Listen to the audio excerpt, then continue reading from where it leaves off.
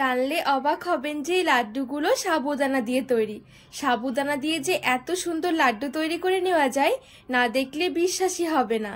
আর এই লাড্ডু খেতে এত ভালো লাগে, একাই দেখবেন 5-10টা লাড্ডু খেয়ে নিতে পারবেন। দেখে কোনোভাবে বোঝাই যাবে না এটা সাবুদানা দিয়ে তৈরি। যারা সাবুদানা খেতে পছন্দ করেন না তারাও দেখবেন সাবুদানার প্রেমে পড়ে যাবেন এই লাড্ডু খেয়ে। এতটা ভালো লাগে খেতে, ঝটপট মাত্র কয়েক মিনিটে রেডি করে নিতে পারবেন। নমস্কার বন্ধুরা, নতুন একটা পর্ব দেখার জন্য আপনাদের সকলকে স্বাগত জানাই। আজকে বানিয়ে দেখাবো ভীষণ মজার, মুখে লেগে থাকার মতন সাবুদানার লাড্ডু। এভাবে একবার এই লাড্ডুটা তৈরি করে দেখুন, খেতে এত ভালো লাগবে দেখবেন রোজ বানাতে ইচ্ছে করবে। আর ভাবতেই পারবেন না সাবুদানা দিয়ে এত সুন্দর লাড্ডু তৈরি করে নেওয়া যায়। তো চলুন, আশা করছি রেসিপিটি অনেক ভালো লাগবে। নমস্কার বন্ধুরা, নতুন একটা পর্ব দেখার জন্য আপনাদের সকলকে স্বাগত জানাই। আজকে বানিয়ে দেখাবো ভীষণ মজার, মুখে লেগে থাকার মতন সাবুদানার লাড্ডু। সাবুদানা দিয়ে যে এত সুন্দর লাড্ডু তৈরি করে নেওয়া যায় না দেখলে বিশ্বাসই হবে না, আর খেতে তো ভীষণ ভালো লাগে। তো চলুন, খুবই সহজভাবে বানিয়ে দেখাবো, আশা করছি অনেক ভালো লাগবে। এই সাবুদানার লাড্ডুটা তৈরি করে নেওয়ার জন্য আমি এখানে 200 গ্রাম সাবুদানা নিয়েছি। আপনারা চাইলে আরো কম করে দিয়েও তৈরি করতে পারেন বা বেশি করে নিও। আর এখানে আমি ছোট দানার সাবুটা নিয়েছি। আর এই লাড্ডুটা তৈরি করার জন্য কিন্তু অবশ্যই এই ছোট দানার সাবুটা নেবেন, এতে করে লাড্ডুগুলো অনেক সুন্দর হবে আর খেতেও ভালো লাগবে। এবার একটা বাটির মধ্যে নিয়ে নেব। এবারে দিয়ে দিচ্ছি জল, আর এই জলটা দিয়ে সাবুদানাটা একটু ভালো করে ধুয়ে নেব।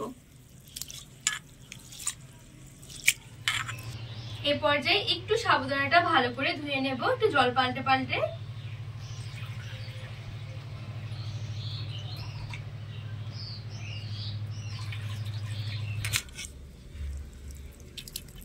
তো এখানে সাবুদানাটা একটু ভালো করে আমি ধুয়ে নিয়েছি।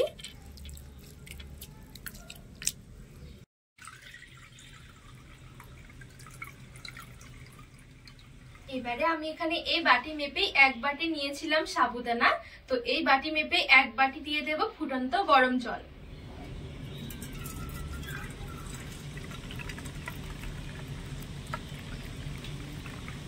তো ঠিক 1 বাটি গরম জল আমি দিয়ে দিচ্ছি। এবারে একটু নেড়ে চেড়ে মিশিয়ে নেব। এবারে আমি ঢাকা চাপা দিয়ে রেখে দেব 15 থেকে 20 মিনিটের জন্য। ততক্ষণে সাবুদানাগুলো একদম নরম হয়ে যাবে। আর এখানে কিন্তু অতিরিক্ত জল দেওয়ার দরকার নেই, যতটা সাবুদানা নেবেন একটু বাটি মেপে নেবেন, ঠিক ওই বাটি মেপে জলটা দেবেন, তাহলে কিন্তু জলটা একদম পারফেক্ট হবে। তো এখানে 15 থেকে 20 মিনিটের মতন আমি একটু সাবুদানাটা ঢাকা দিয়ে রেখে দিয়েছিলাম। আর এখন দেখুন সাবুদানাটা কিন্তু পুরো খুব সুন্দরভাবে একদম ভিজে গেছে। এই দেখুন পুরো নরমও হয়ে গেছে। আর যে জলটা দিয়ে আমি ভিজিয়ে রেখেছিলাম সেই জলটাও কিন্তু পুরোটাই টেনে গেছে। এই দেখুন।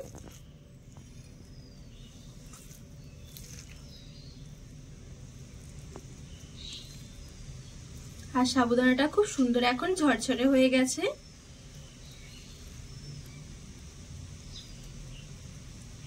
গ্যাস ধরে এখানে একটা কড়াই বসিয়ে দিয়েছি। কড়াইয়ের মধ্যে 3 থেকে 4 টেবিল চামচ দিয়ে দিচ্ছি ঘি। অবশ্যই এখানে ঘিটাই দিতে হবে, তাহলে খেতে ভালো লাগবে। তো এখানে ঘিটা একটু গরম করে নিয়েছি। এবারে এদিকে যে আমি সাবুদানাটা ভিজিয়ে রেখেছিলাম, এবারে সাবুদানাটা নিয়ে নেব এখানে।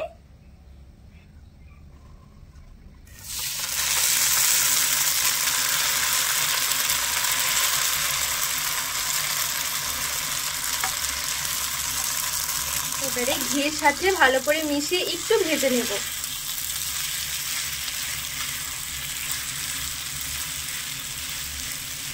গ্যাসের আঁচটা এখন আমি মিডিয়াম থেকে লো আঁচের মাঝামাঝি রেখে দিয়েছি।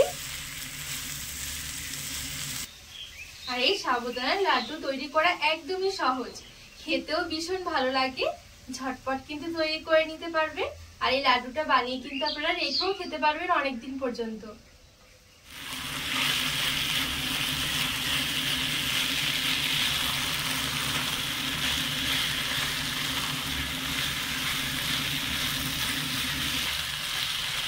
তো এখানে ঘিয়ের সাথে নেড়ে ছেড়ে একটু ভালো করে সাবুদানাটা 3 থেকে 4 মিনিটের জন্য ভালো করে ভেজে নিয়েছি। আর যখন ভাজা হয়ে যাবে তখন দেখবেন সাবুদানার কালারটা অনেকটা চেঞ্জ হয়ে আসবে আর একসাথে জড়ো হয়ে আসবে। দেখুন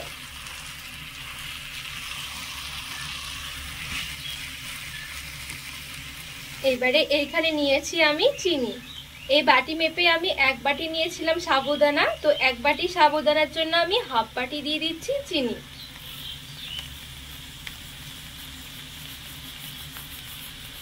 আর 4-5টা এলাচের ভেতরের বীজগুলো একটু গুঁড়ো করে নিয়েছি, দিয়ে দিলাম। এর মধ্যে খুব সুন্দর একটা কালারের জন্য সামান্য একটু দিয়ে দিচ্ছি কেশরের কালার। কালারটা একদমই অপশনাল, তবে দিলে কি লাড্ডুর খুব সুন্দর একটা কালার আসবে, দেখতেও ভালো লাগবে। ভালো করে নেড়ে ছেড়ে মিশিয়ে নেব।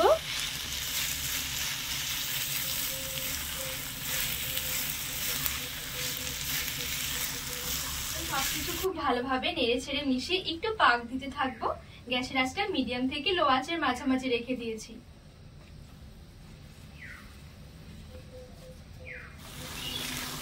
তো এখানে পাক দিতে দিতে দেখবেন একটা পর্যায়ে এরকম একটু শুকিয়ে আসবে আর একসাথে জড়ো হয়ে ডোয়ের মতন হয়ে যাবে। এই দেখুন। আর হালকা একটু কালার দেওয়ার জন্য দেখুন কতটা সুন্দর লাগছে, পুরো যেন মনে হচ্ছে মতিচুরের লাড্ডু। কোনোভাবে বোঝার উপায় নেই যে এটা সাবুদানা দিয়ে তৈরি করা হয়েছে, আর খেতেও এত ভালো লাগে। মতিচুরের লাড্ডুর থেকে কোনো অংশে কম নয়। যারা সাবুদানা খেতে পছন্দ করেন না তারাও দেখবেন এই লাড্ডুটা অনায়াসে চেটে পুটে খাবেন। এবারে এখানে নিয়েছি কিছু কাজু বাদাম কুচি, দিয়ে দিচ্ছি। আর দিয়ে দিচ্ছি কিছুটা চালমগজ। ভালো করে নেড়ে ছেড়ে একটু মিশিয়ে নেব।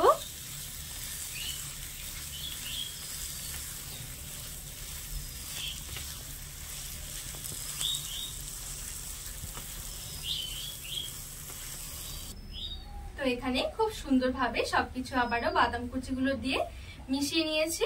আর এখন কিন্তু লাড্ডুর জন্য এই পুরটা একেবারে রেডি। আর যখন এই লাড্ডুর পুরটা রেডি হয়ে যাবে তখন দেখবেন কড়াই থেকে একদম ছেড়ে আসবে আর এরকম একটা ডোয়ের মতন হয়ে যাবে। তখনই বুঝতে হবে যে লাড্ডুর পুরটা একেবারে রেডি। এবারে আমি গ্যাসের আঁচ থেকে নামিয়ে নেব। এবারে একটা থালার মধ্যে নিয়ে নিচ্ছি আর একদম হালকা করে একটু ঠান্ডা করে নেব। খুব বেশি ঠান্ডা নয়, একদমই হালকা। এবারে এদিকে বাটির মধ্যে আমি একটু জল নিয়েছি। এবারে জলটা এভাবে করে একটু ধরে ধরে আমি লাড্ডুগুলো তৈরি করে নেব। আর লাড্ডুর পুর যেন খুব বেশি একেবারে ঠান্ডা না হয়ে যায়, হালকা গরম থাকবে। এবারে এখান থেকে অল্প অল্প করে নিয়ে আমি লাড্ডুর আকারে তৈরি করে নেব।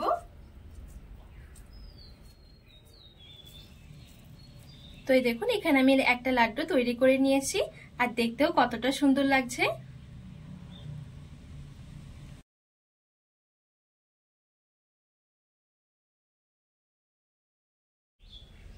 তো বাদ বাকি লাড্ডুগুলো ঠিক একইভাবে আমি রেডি করে নেব।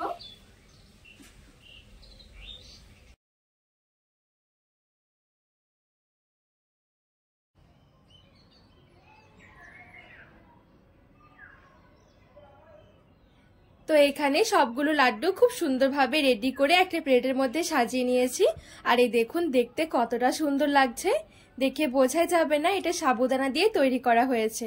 আর যাকে একবার এই লাড্ডু তৈরি করে খাওয়াবেন দেখবেন একবার হলেও রেসিপি জানতে চাইবে, এতটা ভালো লাগে লাড্ডুগুলো খেতে। লাড্ডুগুলো এখন একটু গরম রয়েছে, আপনারা চাইলে ঠান্ডা করে একটা বয়ামের মধ্যে ভরেও রেখে দিতে পারবেন। 1 সপ্তাহ মতন কিন্তু এই লাড্ডু ভালো থাকবে। বন্ধুরা আজকে এই সাবুদানার লাড্ডুর রেসিপি আপনাদের কেমন লেগেছে অবশ্যই কিন্তু কমেন্ট করে জানাবেন। আর একবার হলেও বাড়িতে বানিয়ে দেখবেন, খেতে কিন্তু ভীষণ ভালো লাগে। তো রেসিপি ভালো লাগলে চ্যানেলটিকে সাবস্ক্রাইব করে পাশে থাকার অনুরোধ রইল।